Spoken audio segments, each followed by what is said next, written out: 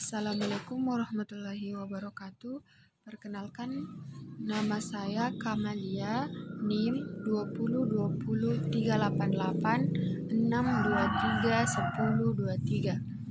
Sebelumnya, terima kasih atas kesempatan yang diberikan kepada saya. Di sini saya akan menjelaskan tentang qada dan qadar. Qada dan qadar adalah percaya dengan sepenuh hati bahwa Allah SWT mempunyai kehendak atau ketetapan, keputusan atau semua makhluk hidup, termasuk segala sesuatu yang meliputi semua kebijakan yang menimpa semua makhluk. Kejadian itu berupa hal baik atau buruk, hidup atau mati, dan hancur atau kemusnahan. Adapun qada memiliki arti yang pertama, keputusan dalam Al-Quran Surah An-Nisa ayat 65. Yang kedua, mewujudkan atau menjadikan dalam Quran Surah Fassilat ayat 12. Yang ketiga, kehendak dalam Al-Quran Surah Al-Imran ayat 47. Yang keempat, perintah dalam Al-Quran Surah Al-Isra ayat 43. Adapun qadar yang artinya mengatur atau menentukan suatu menurut bahasa-bahasanya dalam Quran Surah Fussilat ayat 10. Yang kedua, ukuran dalam Al-Quran Surah Ar-Ra'd ayat 17. Yang ketiga, kekuasaan atau kemampuan dalam Al-Quran Surah Al-Baqarah ayat 236. Yang keempat, ketentuan atau kepastian dalam Al-Quran Surah Al-Musya'id ayat 23. Yang kelima, mewujudkan kehendak Allah SWT terhadap semua makhluk bentuk batasan tertentu dalam Al-Quran Surah Al-Qani'ar ayat 49. B. Macam-macam takdir. Pertama, takdir mualak, yaitu takdir yang masih digantungkan pada manusia dan ikhtiar. Misalkan seseorang ingin kaya dan lain-lain, berarti orang itu harus melalui proses usaha untuk mencapai tujuannya.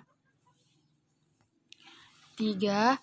Takdir mubran, ialah takdir yang sudah tidak dapat diubah oleh manusia walaupun ada ikhtiar dan tawakal. C. Dalil iman kepada qada dan qadar. Bismillahirrahmanirrahim. Wallazi qaddara fahada, artinya dan yang menentukan qadar atau masing-masing yang memberi petunjuk. D. Ciri-ciri orang yang beriman kepada qada dan qadar. Seorang muslim yang yakin atas ketentuan Allah SWT pasti akan mempunyai tingkat kekuatan yang tinggi. Ciri-ciri orang yang beriman kepada qada dan qadar.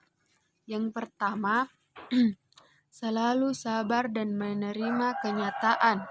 Yang kedua, senantiasa bersabar. Yang ketiga, rajin dalam usaha dan tidak mudah putus asa. Bersikap optimis, bukan pesimis.